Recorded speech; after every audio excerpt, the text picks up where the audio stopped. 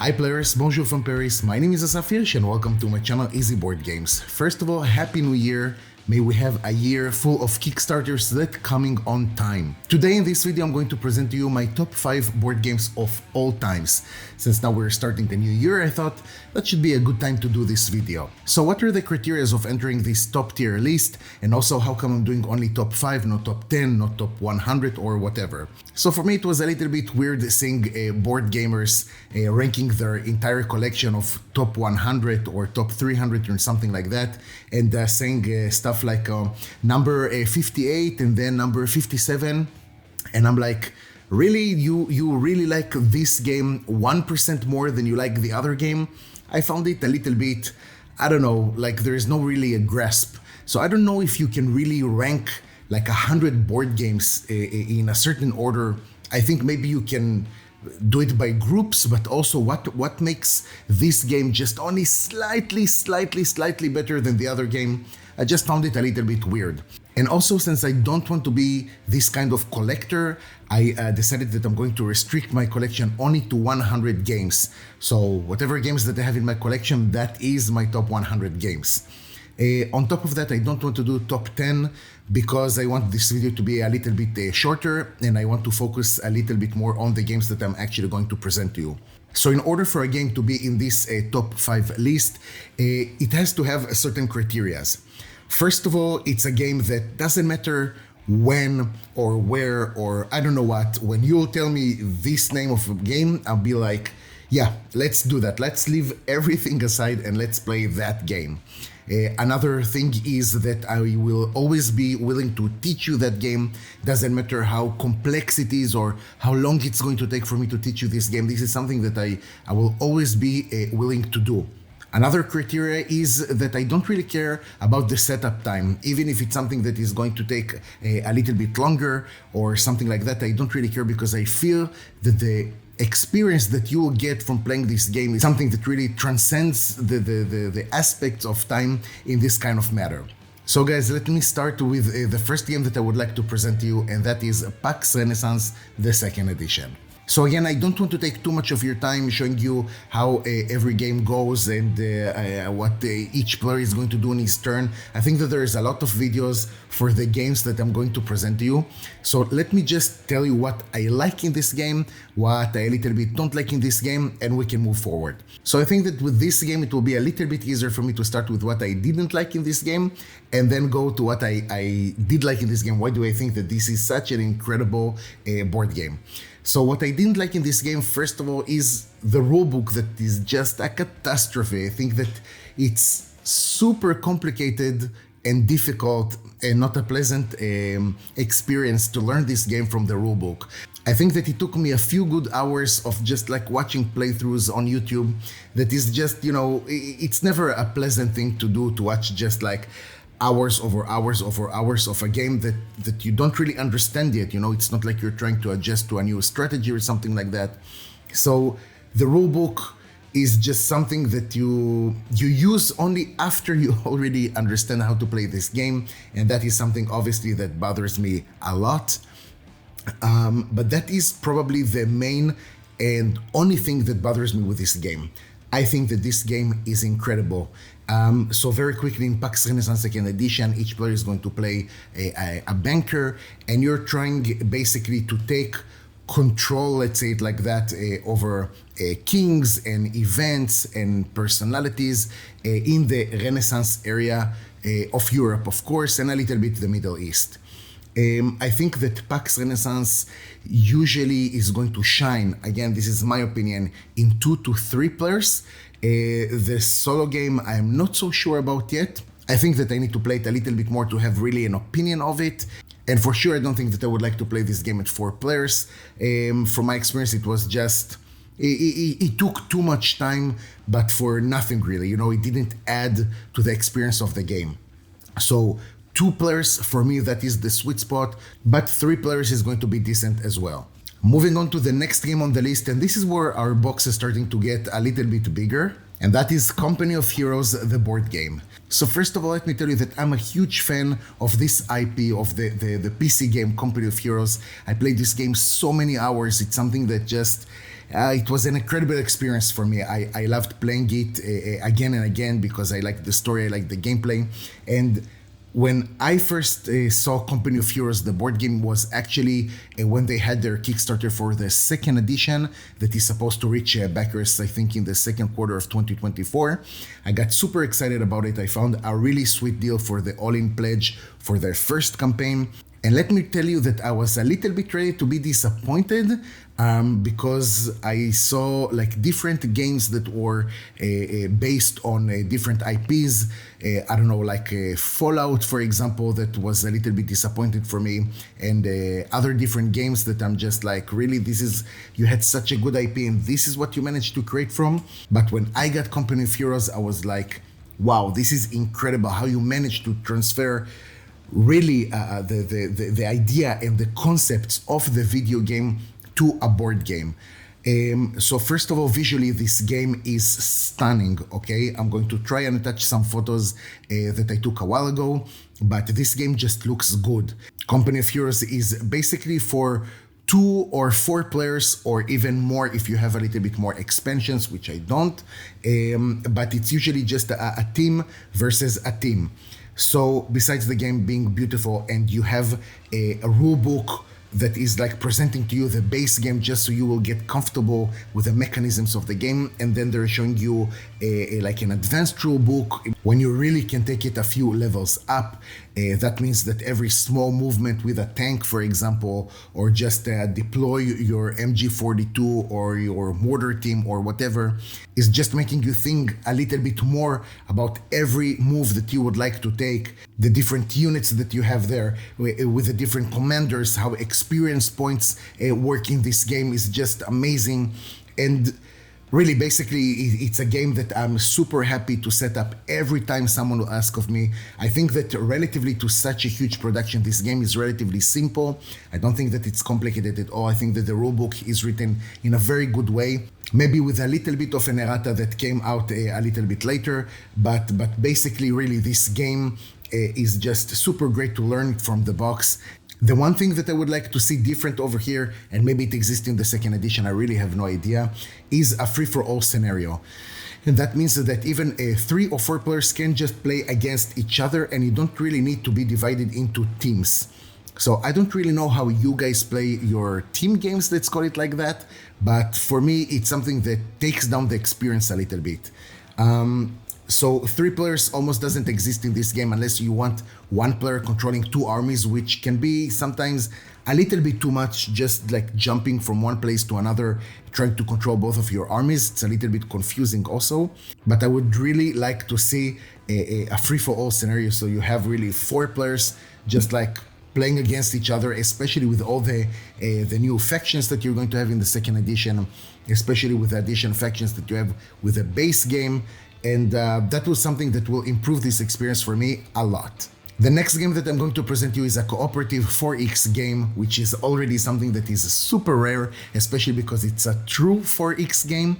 And this is a game that I really cannot stop talking about it in different videos or with my playing groups or with other friends or whatever. And that is Uprising: Curse of the Last Emperor. Now, this game just had a new expansion that is called Titans of the First Age that was delivered really in the last few months. And let me tell you guys, this is a game that each expansion that it has, even from the first one, the Arch Nemesis, it's for me really rare to see an expansion that adds something new to an already amazing game. So with the first expansion that came with the first Kickstarter, you had more factions that are just playing different than the 4 factions that you have in the base game. So in the beginning, before I touched that expansion, I told myself, okay, so you delivered 4 factions, but now with the expansion, you're like delivering me 4 other like factions.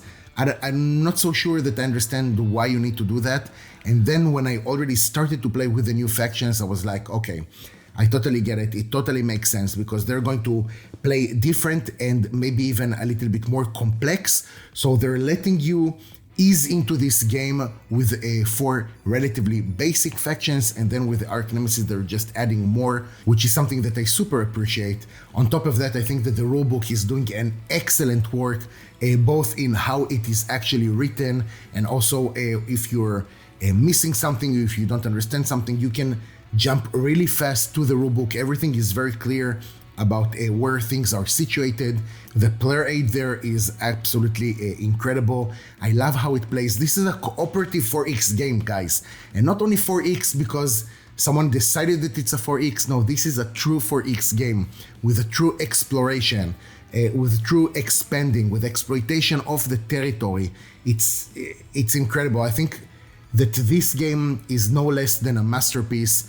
But yeah, that is basically what I think about my top 5 games. Production level of this game, yes, it is going to be a little bit on the more expensive side, but I think that this is actually worth it 100%.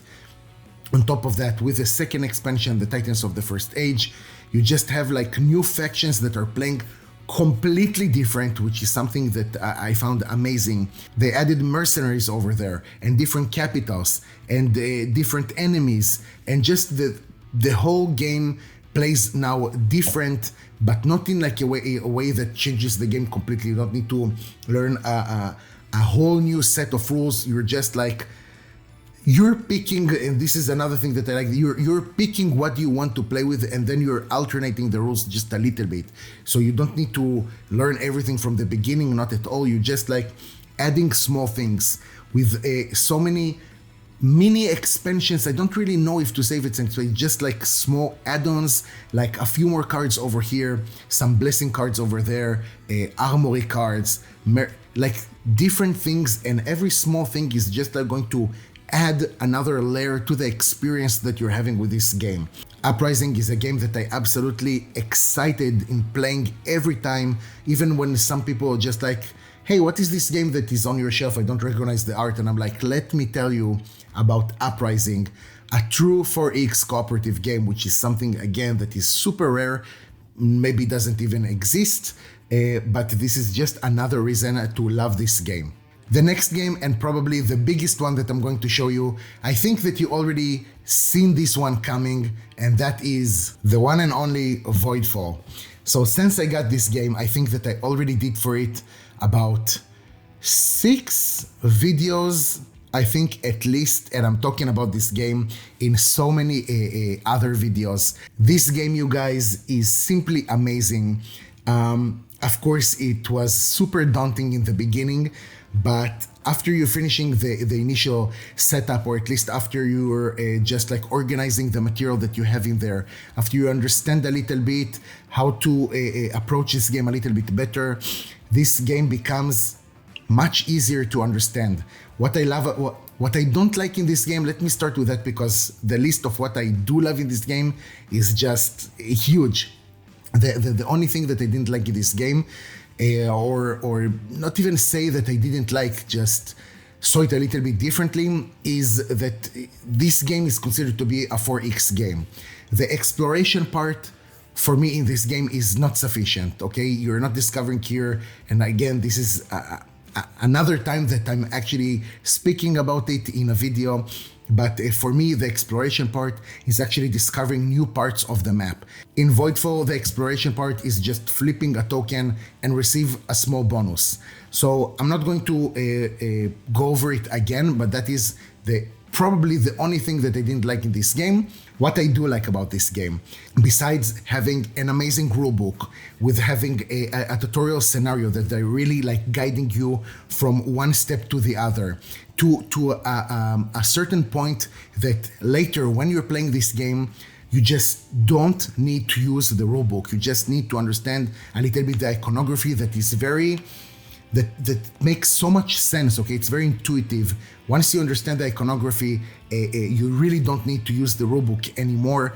The only time that you do spend in looking at something else, it might be the glossary, if you don't understand a specific agenda card or a galactic event or something like that. But besides that, this huge production, this huge game, this beautiful production that really I don't think that I have in my collection another game that the production level actually exceeds, in my opinion, the price that I paid for. Okay, this galactic box that I think with delivery and everything and taxes, the 20% that we have here in France was about 200 and change euros. And I think that the production level over here exceeds it in by a lot, let's say it like that.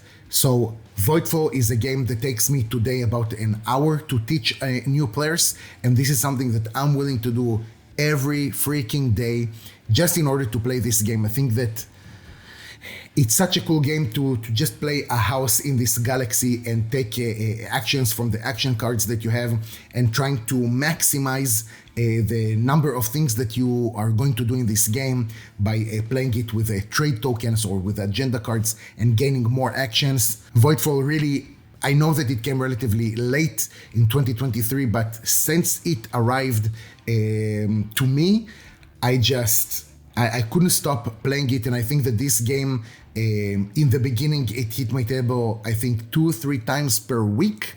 And now that I decided to move on to a few other things, Voidfall is hitting my table around 1 time per week for a group play, if not for a solo play.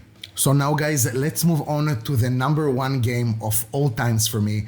And this is the only game that I'm separating from the other 4. So what you've seen so far in these top 5 games is just 4 amazing games that I don't want to rank between themselves, but this game I'm separating because for me it's one notch above the others. Look, we just started 2024, so things might change until I'm going to do this video again. But my number 1 game of all times is no other than Trickerion. So I don't know what to tell you guys. I don't think that there's one single aspect of this game that I don't like. Well, there is one thing that we'll talk about in just 2 more minutes.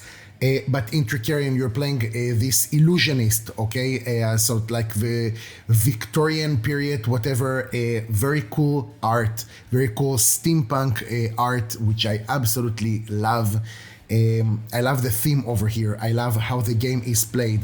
I think that there is a certain learning curve over here that might not be so simple, but I do think that the rulebook and of course the videos that you can find today on YouTube are simply amazing. I like how they present you like a basic version of the game without the dark alley, and then when you're ready, and you're ready for it pretty quickly, you're just going to play the full game with the dark alley, which just of course opens the game to whole new experiences and opportunities.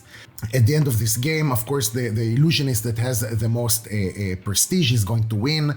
So again, the theme, basically when you're playing this game, the theme is so strong that you're just living in this game, okay? So for me, a thematic game is basically how quickly the players are going to speak in the terms of the game. So in games that the theme is not so strong, players are just going to, yeah, I'm going to buy this resource, I'm going to go over to that location, whatever. In this game, and that is of course from my experience, players are super quickly are entering into this world and speaking in the terms of the game itself, like, okay, I'm going to go downtown in order to take some money and then learn a new trick from that specific group, then going to the market and so on and so on. Just the theme is exploding from this game. I absolutely love it. And I think that the different expansions that it has adding to this game a lot, sometimes to a point that I'm like, wow, this is a little bit too much. And I'm talking about the first expansion, the big expansion that this game had, which added, of course, a solo version for this game, which I think that is actually genius, okay? When I played the solo version for Trickerion, I really felt like I'm playing next to a rival, okay? And with the basic game, it really took me some time until I understood what I really needed to do. But after I won in the basic mode, and then I went to like the medium level or whatever, it was just like, it was brutal. You really need to think a lot when you're doing things. And this is one of the things that I love in this game. You need to plan your steps ahead. And of course, doesn't matter like how much you're strategizing your game. At the end, of course, someone can come and just put his worker, his magician, or one of the assistants or whatever in a place, and you're like, God damn, that was like my entire plan. And I think that that is sometimes the one thing that bothers me in this game, but really I think that this is the only thing, is that this game, if you didn't plan your moves correctly and you're playing next to, let's say, more experienced players, if you did a mistake after the second round, probably your game is done. Okay, so the error margin that you have in this game is super narrow. Okay, this is something that you can afford a mistake in the first or second round, something like that. But if you did it from the third round and further down the road than that, then probably your game is done.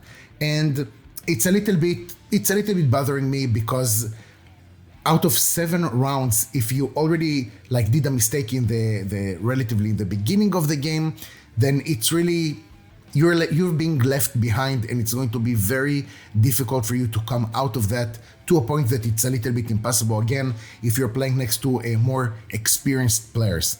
But Trickerion, guys, is definitely my #1 game of all times.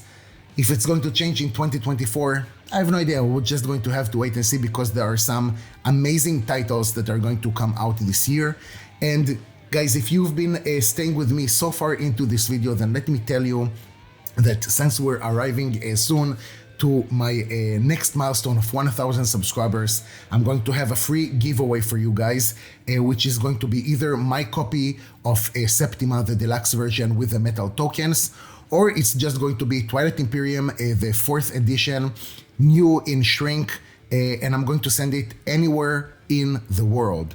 Thank you so much for your time. I hope that you enjoyed the video. Let me know what did you think about the titles, the amazing titles that I've talked about today in this video. Take care, and I'll see you next time.